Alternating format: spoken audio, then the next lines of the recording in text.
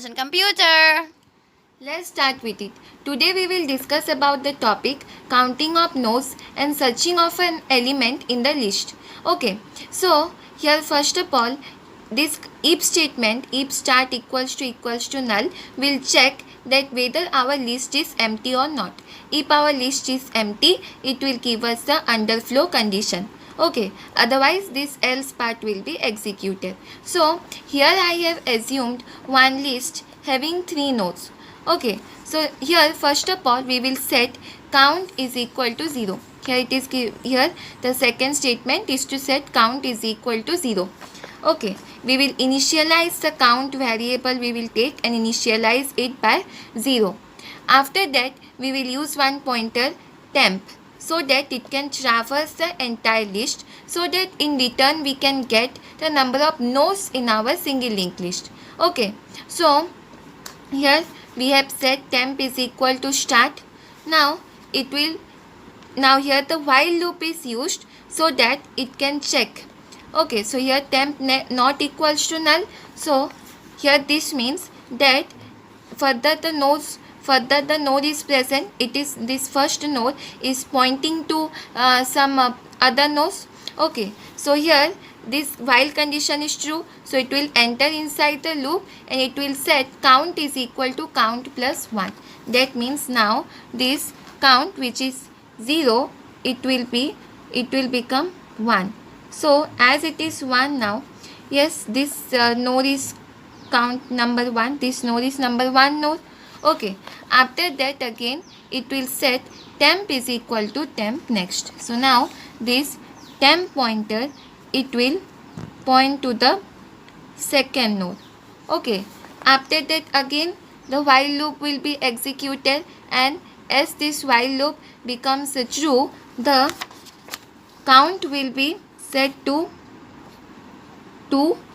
Count is equal to 2. That means second node is this one is second node. Okay, after that temp is equal to temp next. Again this temp will move to here. Now this temp points to here. Okay, here temp points to here, means temp now from second node it is pointing to the third node. Okay, and then again it will check, and after that this way again while loop will be executed and the count is equal to 3 now. Okay, and then when the temp not equals to, that means when this not equals to null, this condition becomes false. That means temp becomes equal to null, that means no node is present, null means no node is present. So in that way the while loop will be stop executing and it will come outside of the loop, and then we will see this, that is end while. After that return count, here it will return count as 3 because 3 nodes are present in our list, and after that end if and then exit. This is all about the counting of nodes. Now let's discuss about the searching of an element in the single linked list. Okay, so here also in the first statement it will check that whether the list is empty or not. If the list is empty, it will give us the underflow condition, otherwise the else part will be executed. So here also we require one pointer, let's say temp we are using, so that it can traverse the entire list and help us to find out our required key element. Okay, after that here position, that means we will take one variable position which will initialize the position of our, so which will indicate, okay, not initialize, sorry, indicate the position of our key element, and it will be initialized by 1. Okay, so let's say position is present at 1, that means this position is equal to 1. Let's take the input read item statement, means we will take one input at which key element we require to find out.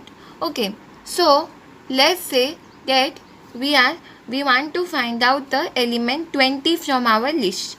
Okay, the element 20 from our list. So here Then while loop is used, while temp not equals to null, that means this statement will check. In the previous just now in the counting of nodes also we had used the while loop. In my previous video, insertion, deletion, there also the while loop is used in order to means undergo the operation of traversing. Okay, so temp not equals to null. After that, if temp, this if statement, if item is equal to temp info, this statement means that it will check that whether the element which is present in the start field, in the info field, that is in the data part of our node, is equal to the key element which we require to find out not.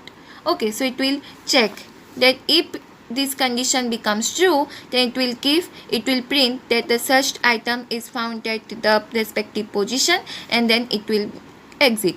Otherwise, the temp will be set to the next node and the position will be incremented by one position. Okay, so here what will happen now, as we need to find out 20, and in the info part of our first node it is 10. So here the temp becomes next, that means temp will point to the next node, and position is incremented by 1, that is position is equal to 1 plus 1, so position now becomes 2. Okay, so and then again this while condition will be executed. So here again it will check.